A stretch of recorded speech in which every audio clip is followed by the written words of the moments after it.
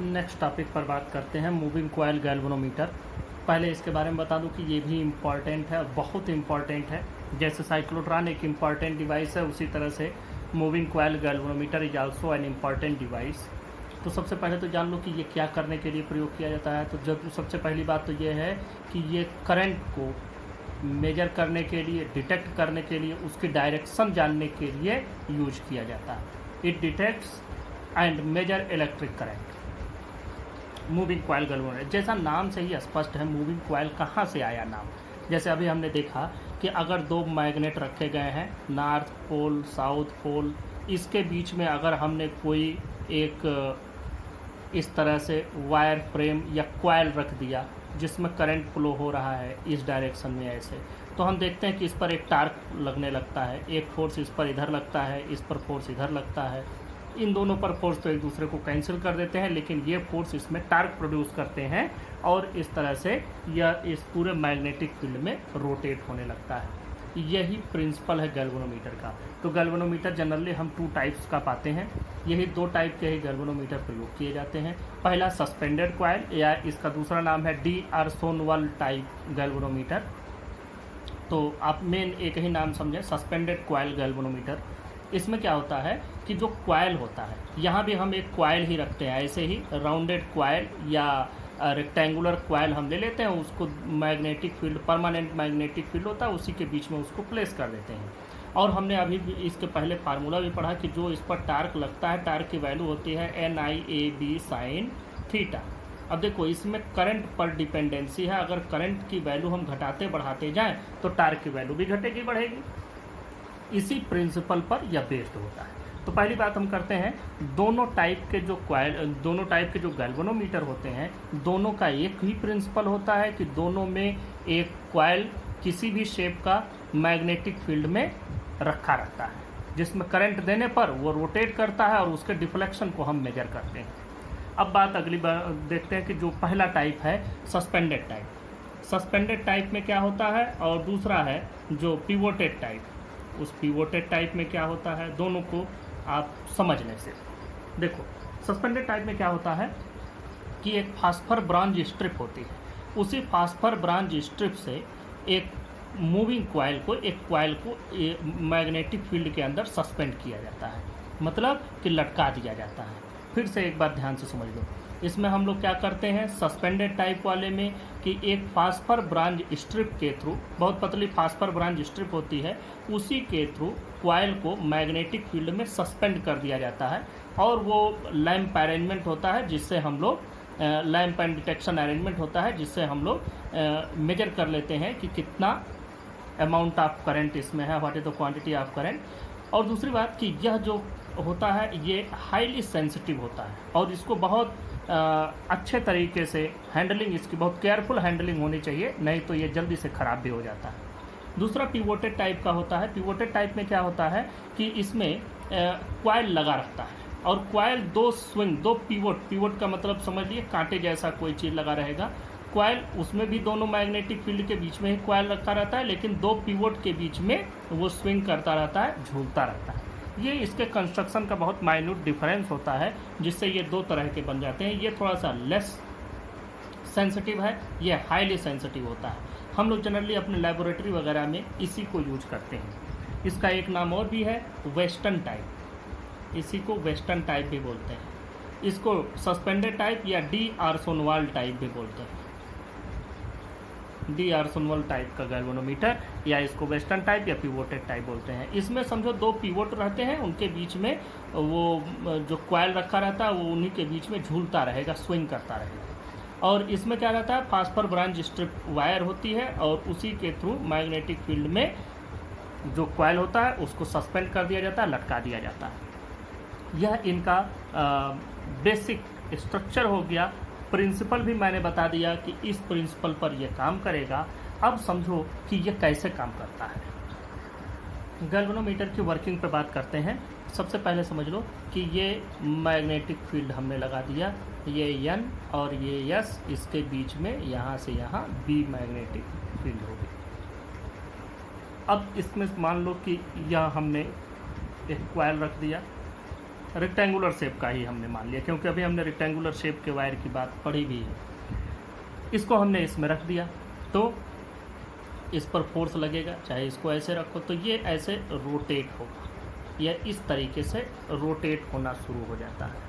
तो यह जब रोटेशन में आता है तो इसके रोटेशन से हम लोग क्या करते हैं कि जैसे मान लो कि इसको इधर की ओर रोटेट होना है, तो अगर हम इसे यहीं पर एक सर्कुलर, मान लो कि इसका रोटेशन ऐसे हो रहा है, देखो मान लो इसका रोटेशन हम ऐसे ले लें, हम इस तरह का रोटेशन ना मान करके हम ऐसे वाला रोटेशन मान लेते हैं। ये सिर्फ 3D पे समझाना आसान नहीं होगा, इसलिए 2D पे मैं इसका रोटेशन ऐसे मान लेता हूँ। इससे मान लो कि हमने एक कोई भी एक इंडिकेटर लगा दिया, जो आपको किसी भी मीटर में निडल आपको दिखती है, वह निडल हो गई। अब देखो कि ये इसको हमने ऐसे लगा दिया, जैसे ही इस पर कोई करंट इसमें जाएगा, जब तक कोई करंट नहीं जाएगा इस पर कोई भी फोर्स नहीं लगेगा, जैसे ही कोई करंट जाएगा वैसे ही ये यहाँ से ऐसे रोटेट होना शुरू होगा और इसको ऐसे डिफ्लेक्ट कराएगा। चाहे इधर, अगर करंट की डायरेक्शन दूसरी रही तो ये इधर जाएगा। गैल्वेनोमीटर एक ऐसी डिवाइस है जिसमें जो हम लोग पाते हैं इंडिकेटर, वो ज़्यादातर मीटर वगैरह जो आप लोग घरों में अपने स्टेबलाइजर में देखते होंगे, उसमें इंडिकेटर यहाँ रहता है जीरो पर, और जीरो से बढ़ करके जहाँ तक वोल्टेज होता है उसको बता, लेकिन इसमें इंडिकेटर बिल्कुल बीच में होता है, बिल्कुल बीच में होता है और इस तरह से रहेगा। और जैसे इसमें करंट अगर इधर से इधर गई तो ये ऐसे इस डायरेक्शन में डिफ्लेक्ट होगा, और अगर दूसरे डायरेक्शन में आई तो ये इस डायरेक्शन में डिफ्लेक्ट होगा। तो इस तरह से जैसे ही ये डिफ्लेक्ट होता है उसी के साथ ये इंडिकेटर भी डिफ्लेक्ट होना शुरू हो जाता है। अब क्या करते हैं कि हम लोग इस इंडिकेटर को एक बहुत सॉफ्ट स्प्रिंग से कनेक्ट कर देते हैं।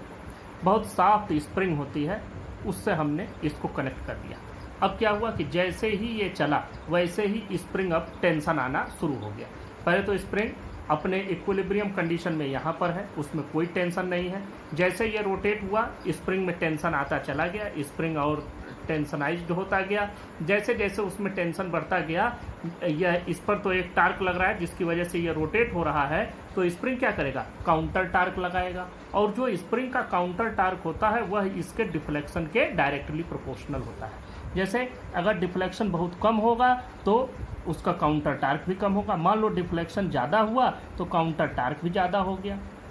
मान लो यह डिफ्लेक्शन हो गया तो जो उसका काउंटर टार्क होगा, counter torque will be directly proportional to, हम लोग काउंटर टार्क की बात करते हैं। काउंटर टार्क का मतलब, काउंटर टार्क इसलिए हमने नाम दिया क्योंकि वो इसको वापस ले आने की कोशिश करेगा, या तो इसको एक जगह जा कर के रोकने की कोशिश करेगा। जैसे ही आपने करंट दिया, इसमें टार्क आया, अब ये तो पूरा घूम जाता ना, एक चक्कर घूम जाता, लेकिन हमको इसको यहीं रोकना है। तो इसको रोकने के लिए यहाँ तो एक स्टॉपर लगा होता है कि इससे ज़्यादा क्रॉस करे तो ये यहीं जा कर के रुक जाए। उसके बाद इसके बीच में इसको कहाँ रुकना है, यह डिपेंडेंसी होती है कि यह जो स्प्रिंग लगा हुआ है यह स्प्रिंग इसको आगे न बढ़ने दे। तो यह स्प्रिंग बड़ा सॉफ्ट लगा होता है और ये स्प्रिंग का जो काउंटर टार्क होता है वो डायरेक्टली प्रोपोर्शनल होता है अल्फा के। तो ये जो पूरा टार्क होता है, ये टार्क किसके बराबर हो जाएगा, ये के अल्फा के बराबर आ जाता है, जहाँ के एक प्रोपोर्शनलिटी कांस्टेंट है जिसको हम स्प्रिंग का टॉर्जन कांस्टेंट कहते हैं। और यह कहाँ जा कर के रुकेगा, जब इसका स्प्रिंग का काउंटर टार्क जो इसमें टार्क प्रोड्यूस हो रहा है कॉइल में, उस कॉइल के टार्क के बराबर हो जाता है, तब ये रुक जाता है। तो कॉइल में कौन सा प्रोड्यूस हो रहा है, NIAB। NIAB साइन थीटा होता है, लेकिन हम इसको ऐसा अरेंज करते हैं, उसके बारे में कंस्ट्रक्शन में भी बताऊंगा कि वो हमेशा 90 डिग्री पर रहता है। तो इसमें कितना बनेगा, NIAB। तो ये के अल्फा के बराबर हो गया। अब अगर हम यहाँ से I की वैल्यू कैलकुलेट करें तो आपको मिल जाएगा K divided by NIA into alpha, ये वैल्यू मिल गई। अब देखो यहाँ से K की वैल्यू, ये तो K एक कांस्टेंट है ही, ये K कांस्टेंट किसका है, जो स्प्रिंग है, स्प्रिंग का टॉर्जन कांस्टेंट होता है। और यहाँ पर n क्या है, नंबर ऑफ टर्न्स है, तो ये भी एक कांस्टेंट वैल्यू ही है। और I की NA, यहाँ I तो हमने ले लिया है, NIAB, ये I इक्वल टू NAB नीचे बचेगा, ये गलती हो गई देखो। तो n क्या है, नंबर ऑफ टर्न्स हो गया, A क्या है, एरिया ऑफ क्वाइल हो गया, जो क्वाइल हमने इसमें रखा है। तो n नंबर ऑफ टर्न्स तो आप उसको वैरी तो करने नहीं जाएंगे, जो आपने नंबर ऑफ टर्न्स इसमें रख दिया है कॉयल का बना के वो उतना ही रहेगा, कांस्टेंट हो गया। एरिया भी हम वैरी नहीं करने जा रहे तो एरिया भी वही है। मैग्नेटिक फील्ड परमानेंट बना हुआ मैग्नेटिक फील्ड है तो वो मैग्नेटिक फील्ड भी वही है। मतलब इस पूरे को हम लोग एक कांस्टेंट मान सकते हैं। तो इस वैल्यू को हम लोग लिखते हैं G इंटू अल्फा, जहाँ पर G को हम लोग नाम देते हैं गैल्वेनोमीटर कांस्टेंट या current reduction factor of the galvanometer. इसका दो नाम है, या तो करंट रिडक्शन फैक्टर कहेंगे या तो हम लोग इसको गैल्वेनोमीटर कांस्टेंट कहते हैं। जब भी हम गैल्वेनोमीटर परचेज करते हैं तो उस पर गैल्वेनोमीटर कांस्टेंट की वैल्यू लिखी रहती है। और ये अल्फा हो गया इसका जो डिफ्लेक्शन हो रहा है, अल्फा इसका डिफ्लेक्शन हो गया। तो यह वर्किंग सिस्टम या आप इसको प्रिंसिपल कह लीजिए, यही मेन प्रिंसिपल है, यही मेन थ्योरी है दोनों टाइप के गैल्वेनोमीटर की, चाहे वो पिवोटेड टाइप हो चाहे वो सस्पेंडेड टाइप हो, दोनों टाइप के गैल्वेनोमीटर में सेम यही है। सिर्फ फ़र्क क्या होता है, कंस्ट्रक्शन में फ़र्क हो जाता है, एक में सस्पेंड किया गया रहता है, एक में पिवोट पर रखा रहता है। तो ये तो उसके कंस्ट्रक्शन की बात हो गई।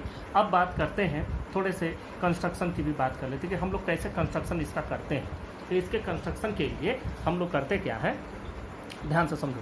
पहले तो हम लोग एक खोखला सिलेंडर ले लेते हैं। सिलेंडर को समझ लो, एक सिलेंडर है और इसको दो भाग में काट दिया, दो भाग में काट दिया, ये एक हिस्सा हो गया और ये दूसरा हिस्सा हो गया। अब इस पर हम नॉर्थ पोल लगा दिए, इस पर हम साउथ पोल लगा दिए।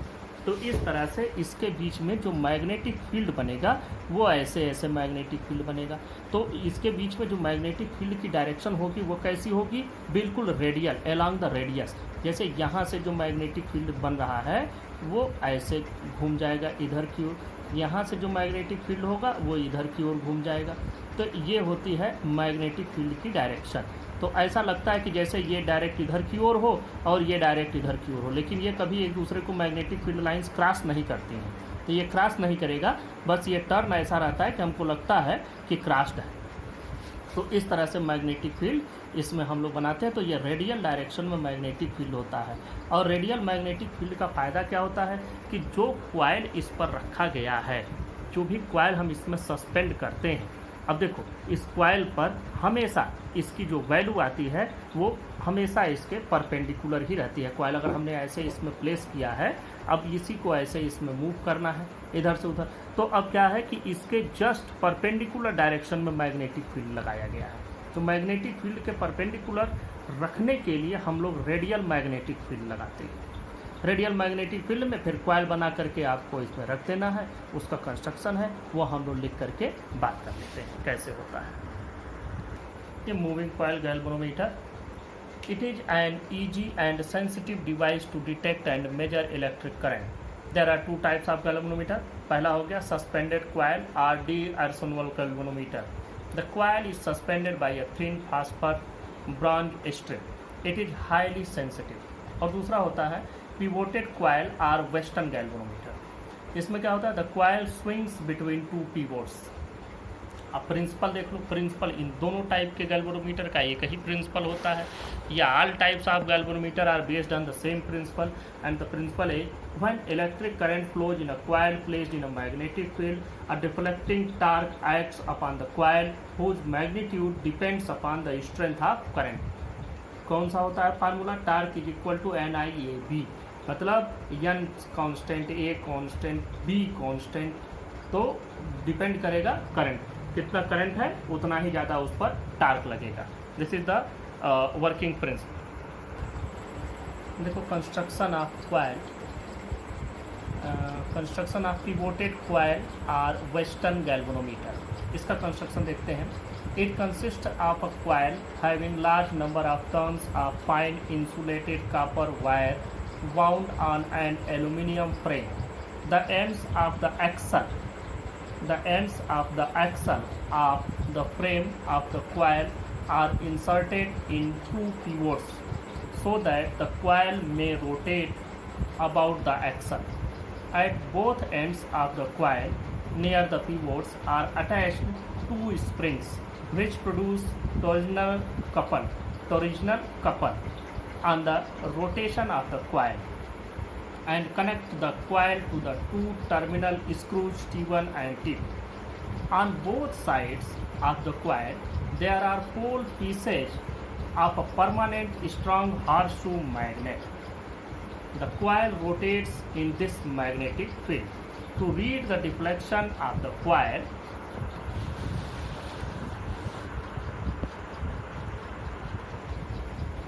a pointer is attached to the coil which moves over a circular scale. To make the magnetic field radial, the magnets are cut cylindrical and a sharp iron rod is placed within the coil. ये इसका construction भी देख लें। ये cylindrical ये core हो गया जिस पर ये फ्रेम पर बाइंडिंग है, कॉइल इसका है। ये स्प्रिंग हो गए जो काउंटर टार्क प्रोड्यूस करते हैं, और ये पिवोट हो गए, ये भी पिवोट है, ये भी पिवोट है। पिवोट का मतलब एक कांटे जैसा जिस पर कि ये टिका हुआ है। और ये इसका पॉइंटर हो गया, और ये इस पर स्केल बने होते हैं, इस पर स्केलिंग इस तरह से बनी होती है। ये हमेशा मिडिल में ही रहता है, जीरो में। इसके एक तरफ निगेटिव एक तरफ पॉजिटिव साइन बना होता है, क्योंकि इसकी प्रॉपर्टी मैंने शुरुआत में ही बताई कि यह हमेशा जीरो पर रहता है। अगर करंट की डायरेक्शन एक होगी तो ये इधर जाएगा, दूसरे डायरेक्शन में करंट जाएगा तो ये इधर जाएगा। ये आपका कंस्ट्रक्शन हुआ। पिवोटेड कॉइल या वेस्टर्न गैल्वेनोमीटर, जनरली यही आप लोगों से पूछा भी जाता है, और एक दूसरा भी है, उसको भी मैं आपको बता दूंगा। अब इसके वर्किंग पर चलते हैं। वर्किंग से पहले आप लोग इसमें ये भी समझ लें, ये नॉर्थ से साउथ के बीच में यही सिलेंड्रिकल बनाया जाता है, जिसमें कि यह रेडियल मैग्नेटिक फील्ड प्रोड्यूस करता है। इसमें ये कोर हो गई, और बाकी चीज़ें हमने आपको समझाई दी हैं। तो ये इसका वेस्टर्न टाइप वेस्टर्न गैल्वेनोमीटर, या आप लोग ये भी कह सकते हैं कि pivoted coil galvanometer, western galvanometer और पिवोटेड कॉइल गैल्वेनोमीटर, वो भी नाम लिख दो। और pivoted coil,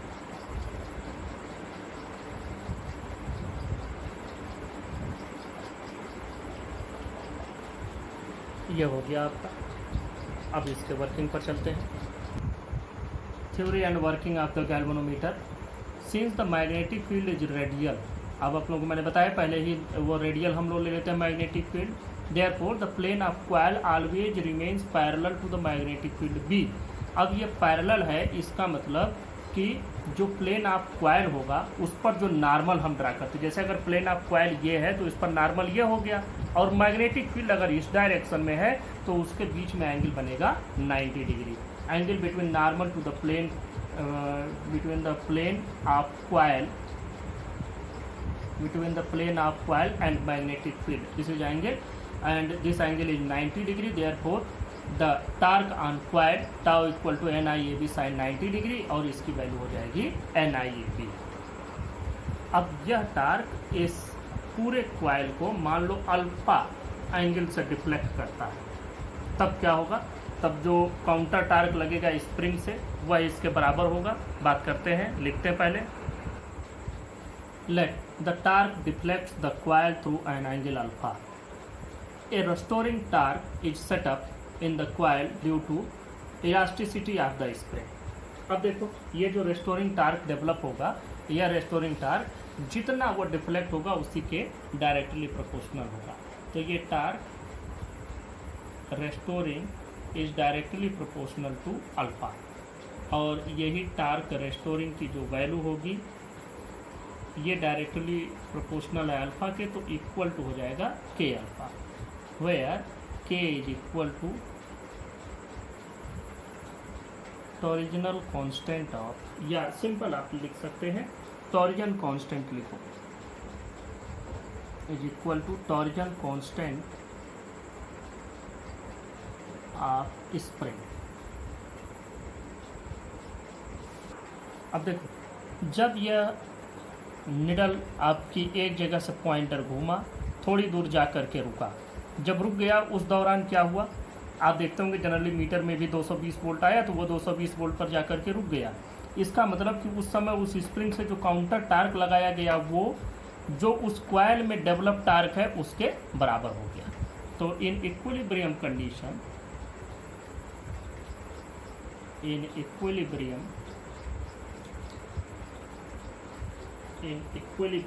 position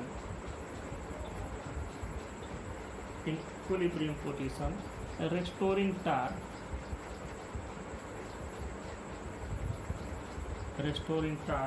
is equal to deflecting torque, जिस टार्क से वो डिफ्लेक्ट हुआ है उसके बराबर हो जाएगा। अब रेस्टोरिंग टार्क की वैल्यू देखो क्या आ रही है, रेस्टोरिंग टार्क की वैल्यू के अल्फा, इसकी वैल्यू आई NIAB, तो यहाँ से हमको मिल गया अल्फ़ा की वैल्यू NIAB डिवाइडेड बाय के। और यहाँ से हमको एक बात ये भी समझ में आई कि जो भी डिफ्लेक्शन हो रहा है वो डिफ्लेक्शन किस पर डिपेंडेंट है, वो डिफ्लेक्शन देखो ये नंबर ऑफ टर्न्स है, ये एरिया ऑफ कॉइल है, ये मैग्नेटिक फील्ड है, ये भी ये सभी चीज़ें कांस्टेंट है एक्सेप्ट करंट। करंट तो वो है जो हम दे रहे हैं, जिस टाइम जो करंट हमको मेजर करना है उसको दे रहे हैं, इसकी वैल्यू अलग अलग होगी और उसी की वैल्यू पर, करंट की ही वैल्यू पर ये सारी चीज़ें डिपेंड करेंगी। इसका मतलब alpha is directly proportional to I, जैसे the main factor on which galvanometer works. Therefore, the deflection produced in galvanometer coil is proportional to the current flowing through it.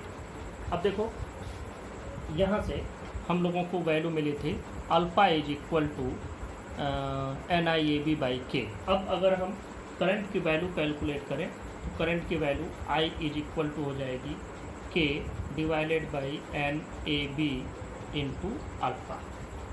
अब देखो इसी वैल्यू को हम लोग लिखते हैं G into alpha, where G is called where G is equal to K divided by NAB, और इसी को हम लोग कहते हैं galvanometer constant. Galvanometer constant R, इसी का एक और भी नाम है R, current reduction factor of the galvanometer, R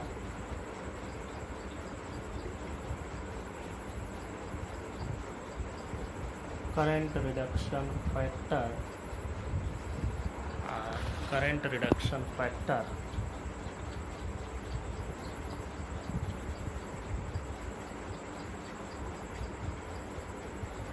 current reduction factor of the galvanometer। अब देखो अगर हम G की वैल्यू कैलकुलेट करें यहाँ से, ये I is equal to G alpha, ये वैल्यू हमको मिली। अगर हम G की वैल्यू कैलकुलेट करें तो ये हमको मिलता है I बाई अल्फ़ा, और it is defined as the current which produces a deflection of one scale division in the galvanometer, और इसी को हम लोग कहते हैं figure of merit of the galvanometer. अब अगर हम यहाँ अल्फ़ा को 1 कर दें, अल्फ़ा को अगर 1 कर दिया जाए तो G की वैल्यू आ गई I करंट के बराबर, मतलब वह करंट जो इसमें 1 स्केल डिवीजन का डिफ्लेक्शन प्रोड्यूस करता है, उस करंट को हम लोग कहते हैं फिगर ऑफ मेरिट। तो देखो if alpha is equal to 1 then G is equal to I, और इस चीज़ को हम लोग कहते क्या है, फिगर ऑफ मेरिट। देखो the current which produces a deflection of 1 scale division in the galvanometer is called figure of merit of the galvanometer. Next topic discuss करते हैं गैल्वेनोमीटर से जुड़ा हुआ सेंसिटिविटी ऑफ अ गैल्वेनोमीटर। देखो कोई भी चीज़ बहुत सेंसिटिव तब कही जाती है जबकि वो बहुत कम जो मेजरमेंट है, बहुत कम मेजरमेंट के लिए ज़्यादा डिफ्लेक्शन शो करे, तो उसको हम कहते हैं कि ये ज़्यादा सेंसिटिव है क्योंकि ये थोड़े से के लिए भी ज़्यादा डिफ्लेक्शन शो कर रहा है, कोई भी मीटर हो। तो देखो गैल्वेनोमीटर की भी यही कहानी है। A galvanometer is said to be sensitive if a small current passed through it produces a sufficiently large deflection. अब देखो ये दो तरह की सेंसिटिविटी होती है, क्योंकि हम इससे करंट और वोल्टेज दोनों मेजर कर सकते हैं, इसलिए पहले हम लोग बात करते हैं कि what is current sensitivity. Current sensitivity का मतलब है कि अगर हम एक यूनिट करंट इसमें फ्लो कराते हैं, यूनिट करंट फ्लो कराते हैं मतलब 1 एम्पियर का करंट फ्लो कराएं, तो उसके लिए उसमें जो डिफ्लेक्शन आए उसी को हम लोग कहेंगे करंट सेंसिटिविटी। इसी तरह वोल्टेज सेंसिटिविटी के लिए 1 वोल्ट करंट पास करा दे और तब जो डिफ्लेक्शन आए उसको हम कहेंगे वोल्टेज सेंसिटिविटी। तो करंट सेंसिटिविटी का डेफिनेशन लिखते हैं। करंट सेंसिटिविटी का डेफिनेशन देखो, the deflection produced in galvanometer when a unit current flows through it. तो अब देखो गैल्वेनोमीटर का फार्मूला तुरंत डिराइव करते हैं हम लोग। हमको मालूम है कि अल्फ़ा की वैल्यू होती है NIAB।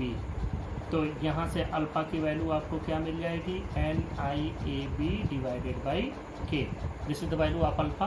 अब करंट सेंसिटिविटी क्या होगी, करंट सेंसिटिविटी का मतलब है deflection per unit, current sensitivity मतलब डिफ्लेक्शन पर यूनिट करंट या डिफ्लेक्शन बाई करंट, ये वैल्यू आएगी।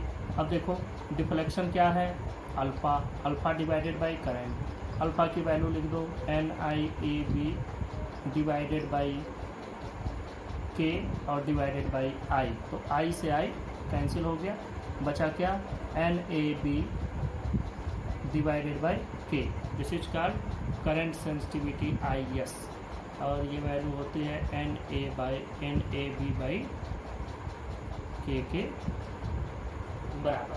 जैसे करंट सेंसिटिविटी। अब इसी तरह से हम लोग वोल्टेज सेंसिटिविटी लिखते हैं। देखो voltage sensitivity, the deflection produced in galvanometer when a unit potential difference is applied across its ends. तो अब हम लोग वोल्टेज सेंसिटिविटी का फार्मूला भी लिख लेते हैं। Voltage sensitivity VS is equal to alpha by V। Alpha की वैल्यू वही जो अभी हम लोग ऊपर लिखे हैं NIAB by K, NIAB divided by K divided by V। तो ये हो जाएगा NIAB divided by K into V can be written है IR। तो NIAB divided by K into IR, I से I कैंसिल हो जाएगा तो आपके पास बचेगा VS is equal to NAB divided by K into R।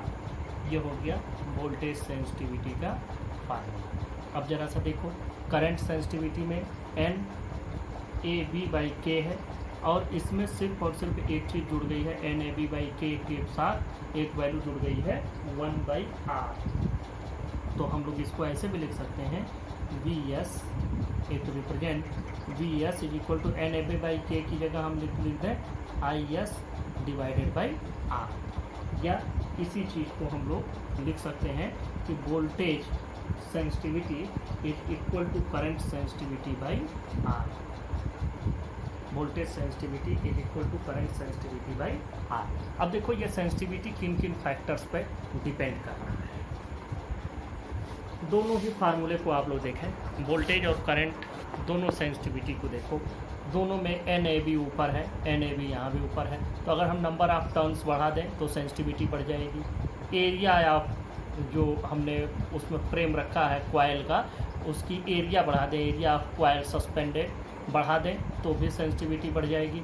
जो परमानेंट मैग्नेट हमने लगाया है दोनों रेडियल मैग्नेटिक फील्ड प्रोड्यूस करने के लिए, उसको बढ़ा दें तो भी बढ़ जाएगा। के टॉर्जन कांस्टेंट है, मतलब स्प्रिंग का स्प्रिंग फैक्टर भी कह सकते हैं, तो इसकी वैल्यू अगर कम कर दी जाए तो भी बढ़ जाएगा। ये यहाँ भी वही चीज़ आ रहा है। तो अगर हम लोग के की वैल्यू को कम कर दें, मतलब स्प्रिंग बहुत सॉफ्ट यूज़ करें, तो भी हमको सेंसिटिविटी ज़्यादा मिल जाएगी। इसका मतलब सेंसिटिविटी जो इसकी है वो कैसे बढ़ सकते हैं, इसको भी लिख लेते हैं।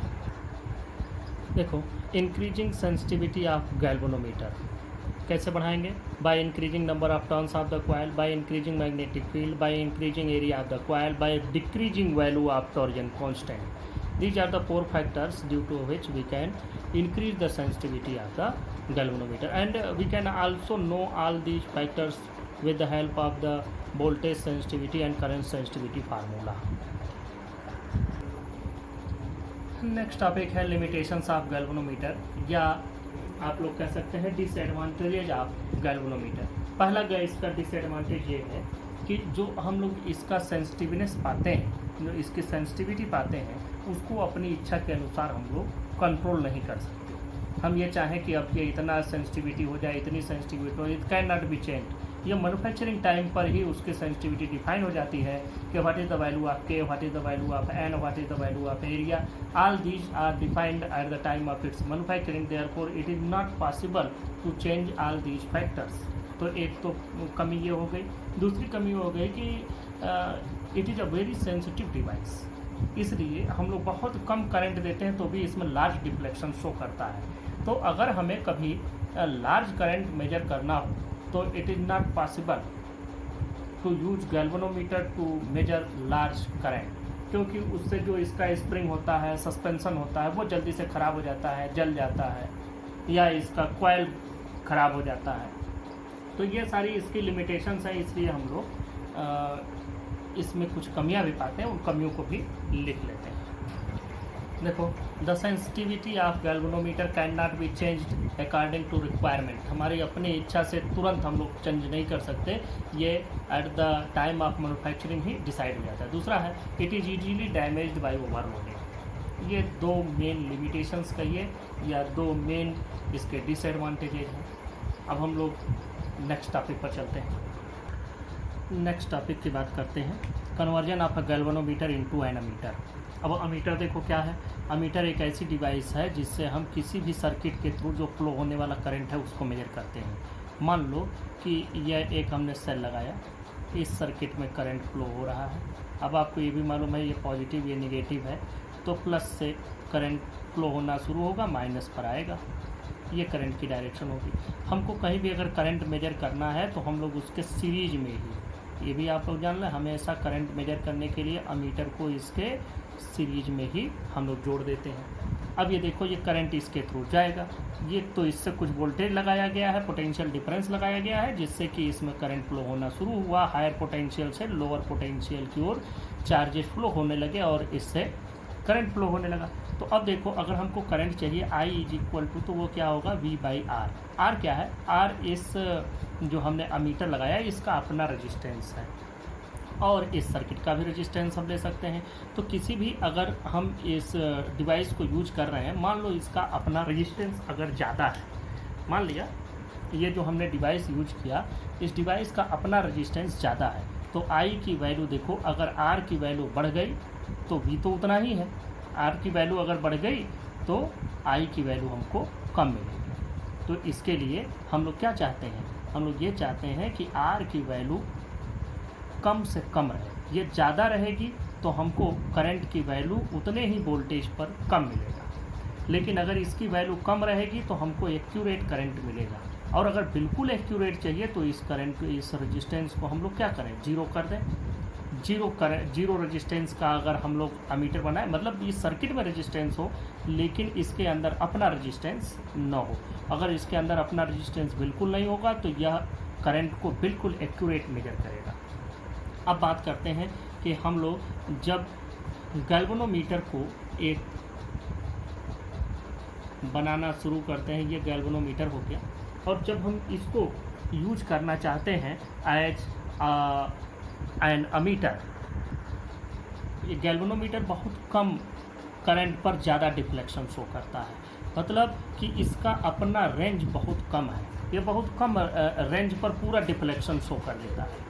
तो अगर हमको इस गैल्वेनोमीटर के थ्रू एक बड़ा करंट मेजर करना हो तो हम क्या करेंगे, देखो बहुत ज़्यादा करंट हम लेकर के आए, ये गैल्वेनोमीटर बहुत कम करंट मेजर करता है, बहुत कम करंट ही मेजर कर सकता है, ज़्यादा नहीं मेजर कर सकता। तो हमको करना क्या होगा, हम लोग इस करंट को दो भाग में डिवाइड कर दें। जैसे नदी की धारा बहुत तेज़ है, हम उस धारा में जाएंगे तो बह जाएंगे, तो हमको नहाना है तो उससे हम छोटी धारा कोई निकली रहती है तो वहाँ नहा लेते हैं या किनारे पर खड़े होकर नहा लेते हैं। तो हम क्या कर रहे हैं, हमको ये पूरा जो इसमें करंट आ रहा है इस पूरे फ्लो को मेजर करना है, जबकि इसमें जाने वाला करंट, मान लो गैल्वेनोमीटर में जाने वाला करंट IG है, ये हम I करंट लेके आए, तो हम इसके पैरेलल में एक दूसरी लाइन खोल देंगे यहाँ से, और यह लगा देंगे एक अलग रेजिस्टेंस लगा देंगे। तो अब ये रेजिस्टेंस मान लो यस है, इस रेजिस्टेंस को जो पैरेलल में इस तरह से रेजिस्टेंस लगता है इसको शंट रेजिस्टेंस बोला जाता है। तो अब इसमें कुछ करंट चला गया, IG इधर गया, तो इसमें कितना गया I - IG। तो यहाँ से देखो हमको इसमें हमने उतना ही करंट भेजा जितना चाहिए था, बाकी का करंट इसमें चला गया। तो हमको लार्ज करंट भी इस गैल्वेनोमीटर से मेजर कर सकते हैं, क्योंकि उस करंट का कुछ ही हिस्सा हमने भेजा है, बाकी का हिस्सा हमने इस शंट के थ्रू भेज दिया है। तो ये तरीका होता है कि कैसे हम एक बहुत ज़्यादा हाईली सेंसिटिव गैल्वेनोमीटर के थ्रू एक लार्ज करंट को मेजर कैसे करें। अब देखो यहाँ पर इस पर जो वोल्टेज होगा वही वोल्टेज इस पर भी होगा। तो मतलब इसमें जो वोल्टेज होगा, मान लिया कि इस गैल्वेनोमीटर का रेजिस्टेंस, इसका रेजिस्टेंस जी है, तो जो इस पर वोल्टेज हुआ वो कितना हो गया, I G into G. V is equal to I R होता है, तो V equal to I G into G. और इस पर कितना हो जाएगा, इस पर करंट जा रहा है आई माइनस आई जी और इंटू यस। तो यहाँ से हम लोग ये पालेंगे कि हमको कितने शंट की ज़रूरत होगी आई डिफ्लेक्शन को मेजर करने के लिए, पूरे आई करंट को मेजर करने के लिए हमको, मतलब आई की रेंज का, आई अगर करंट मेजर करना है मतलब हमको एक ऐसा अमीटर बनाना है जो यहाँ से 0 से शुरू हो और यहाँ पर आई तक के करंट को मेजर करे। मतलब अब रिक्वायर्ड स्केल हमारी कितनी हो गई, आई, जबकि हमारे पास है कितना, आई जी मेजर करने का है। तो हम लोग इसको इस तरह से मेजर करते हैं। इसमें रिक्वायर्ड शंट कितना चाहिए ये हम लोग यहाँ से पालेंगे, I G divided by I minus I G into sorry ये G, where G is the resistance of galvanometer. This is the method to convert galvanometer into an ammeter. देखें, an ammeter is a device used to measure current through a circuit element. An ideal ammeter should have zero resistance. To measure large current with a galvanometer, a small resistance is connected in parallel with the galvanometer coil. The resistance connected in this way is called a shunt. अब यहाँ पर देखो, ये हमने पूरा circuit बना दिया, यहाँ से करंट आया और यहाँ से फिर आई करंट आगे की ओर बढ़। अब इसमें सभी की वैल्यू लिख देते हैं। Let G is equal to resistance of, अब यहाँ इससे जुड़ी सारी चीज़ें हमने लिख दी। Let G equal to resistance of galvanometer, I required range of ammeter, S shunt resistance I G, current with which ammeter galvanometer gives full scale deflection. Since galvanometer and shunt are connected in parallel, thus potential difference across galvanometer equal to potential difference across shunt। अब इनको लिख दे, potential difference across galvanometer, ये value हो जाएगी I G into G is equal to I minus I G into S. तो shunt की जो रिक्वायरमेंट है ये हो जाएगी I G into G divided by I minus I. This is the value of required shunt resistance. और अगर हम यहाँ से इसकी वैल्यू को पाना चाहेंगे कि what is the value of I G, तो I G can also be find out. I G की वैल्यू देखो, यहाँ से पहले इसको सॉल्व कर लेते हैं, तब आई जी की वैल्यू निकालते हैं जिससे आपको समझ में आ जाए। देखो, ये I G into G equal to I into S minus I G into S. इसको इधर ले आओ, आई जी कामन ले लें तो G plus S equal to I into S. तो इसका मतलब यहाँ से जो वैल्यू आ रही है हमारे पास आई जी की, वो वैल्यू हो जाएगी S divided by G plus S into I. This is the value of galvanometer, जिस पर फुल डिफ्लेक्शन देगा वह करंट हो गया। अगर हम किसी आई करंट को मेजर कर रहे हैं और यह शंट लगा है, गैल्वेनोमीटर रेजिस्टेंस मालूम है, तो गैल्वेनोमीटर अकेले कितना नापेगा विदाउट एनी शंट, वो भी वैल्यू हमको पता चल जाएगी। शंट से हम लोग क्या क्या करते हैं ये भी आप लोग जान लें। शंट से हम एक गैल्वेनोमीटर को अमीटर में बदल देते हैं। शंट से हम लोग रेंज अमीटर की बढ़ा लेते हैं और इससे गैल्वेनोमीटर को हाई करंट से जलने से भी बचा लेते हैं, डैमेज ना होने पाए हाई रेजिस्टेंस हाई करंट से, इससे भी हम लोग इसको बचा लेते हैं। This is the conversion of galvanometer into an ammeter. Next topic, conversion of a galvanometer into a voltmeter, आपके इस पूरे चैप्टर का ये लास्ट टॉपिक है। देखो इसको हम लोग कैसे करते हैं, गैल्वेनोमीटर को वोल्ट मीटर कैसे बनाते हैं। A voltmeter is a device use to measure potential difference across any two points in a circuit. An ideal voltmeter should have infinite resistance. इस बात को समझो। देखो हमारे पास एक ये है कोई सर्किट है, इसमें हमको किसी दो पॉइंट पर यहाँ से यहाँ के बीच में हमको मान लो वोल्टेज मेजर करना है। वोल्टेज आपको मेजर करना कोई बात नहीं है। मान लो कि यहाँ पर ये जहाँ वोल्टेज मेजर करना है यह एक लोड है, इस लोड पर आपको वोल्टेज मेजर करना है।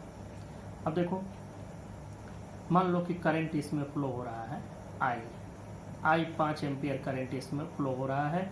यह रेजिस्टेंस की वैल्यू मान लीजिए 10 ओम है।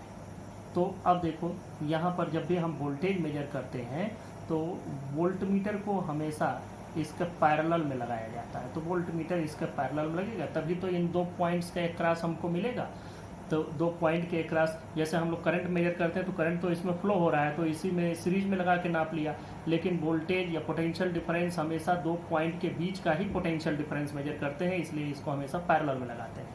अब बात करते हैं कि हाई रेजिस्टेंस की ज़रूरत क्यों होती है। देखो यहाँ 5 एम्पेयर का करंट फ्लो हो रहा है, 10 ओम इसका रेजिस्टेंस है, तो इसमें हमको वोल्टेज कितना मिलेगा, वोल्टेज मिलेगा V = 10 × 5 मतलब 50 वोल्ट हुआ। एग्जैक्ट 50 वोल्ट का हमको वोल्टेज मिलना चाहिए। लेकिन है क्या कि जब हम इस वोल्ट मीटर से मेजर कर रहे हैं तो ये वोल्ट मीटर भी तो अपने ऑपरेशन के लिए कुछ न कुछ करंट ले लेगा। मान लो कि इसने 1 एम्पियर का करंट ले लिया, 1 ampere current is use to operate this voltmeter. ये अपने ऑपरेट होने के लिए 1 एम्पियर का करंट ले लिया। अब इसमें कितना बचा, इसमें बचा आपका 4 एम्पियर का करंट। तो आप जो वोल्टेज मेजर करेंगे वो कितना पाएंगे, 10 × 4 मतलब आपको मिलेगा 40 वोल्ट। तो वोल्ट मीटर ने क्या किया, वोल्टेज आपको कम बताया। तो अब अगर इसको हमें थोड़ा और शुद्ध करना हो वोल्ट मीटर को, तो क्या करना होगा, हमें ये करना होगा कि यहाँ पर जो करंट जा रहा है वो और कम जाए। और कम कैसे करंट जाएगा, करंट कम करने के लिए हमको इसका रेजिस्टेंस बढ़ाना होगा। हम इसका रेजिस्टेंस बढ़ा देंगे तो इधर की ओर थोड़ा सा कम करंट जाएगा। मान लो हमने इसका रेजिस्टेंस इसके बगल में एक रेजिस्टेंस ऐड कर दिया बड़ा सा, जिससे अब इसमें 0.5 एम्पियर जा रहा है। तो यहाँ पर हम कितना पाएंगे, 4.5 पाएंगे। तो यहाँ पर हमको मिलेगा 45 वोल्ट। अगर हम इसमें 0.1 कर दिए तो हम पाएंगे 49 वोल्ट। तो कैसे बढ़ रहा है, बढ़ तो ऐसे रहा है कि हम यहाँ पर इसके रेजिस्टेंस को बढ़ा दें। जितना रेजिस्टेंस बढ़ाओगे उतना ही कम या अपने ऑपरेशन के लिए करंट लेगा और उतना ही एक्यूरेट आपको पोटेंशियल डिफरेंस मेजर करके देगा। इसका मतलब कि अगर हम एक आइडियल वोल्ट मीटर बनाना चाहें तो उसके लिए हमें ये चाहिए कि इस वोल्ट मीटर का रेजिस्टेंस इनफाइनाइट हो। जब वोल्ट मीटर का रेजिस्टेंस इनफाइनाइट होगा तो वो बिल्कुल एक्यूरेट मेजरमेंट देगा। अब बात करते हैं कि हम लोग गैल्वेनोमीटर से कैसे इसको बनाएंगे। अब देखो, a galvanometer can be converted into a voltmeter by connecting a high resistance in series with it।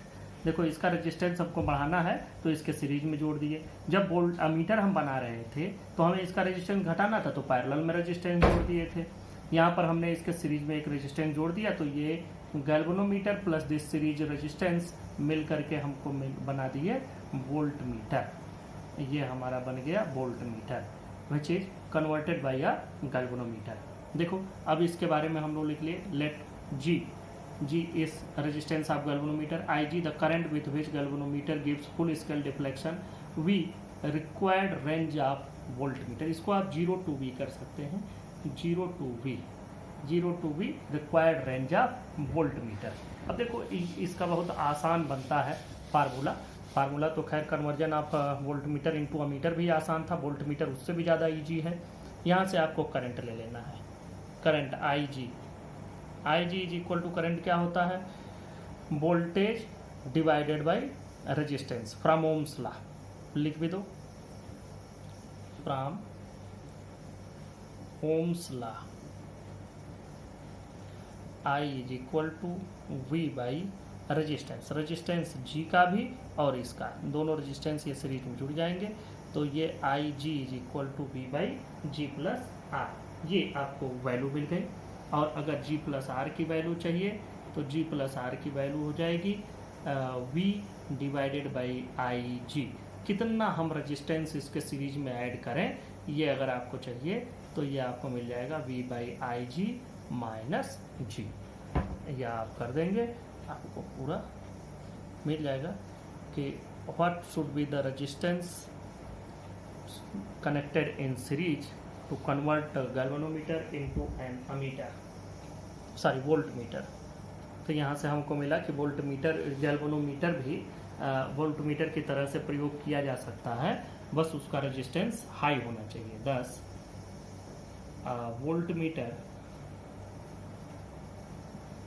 Voltmeter is a high resistance galvanometer.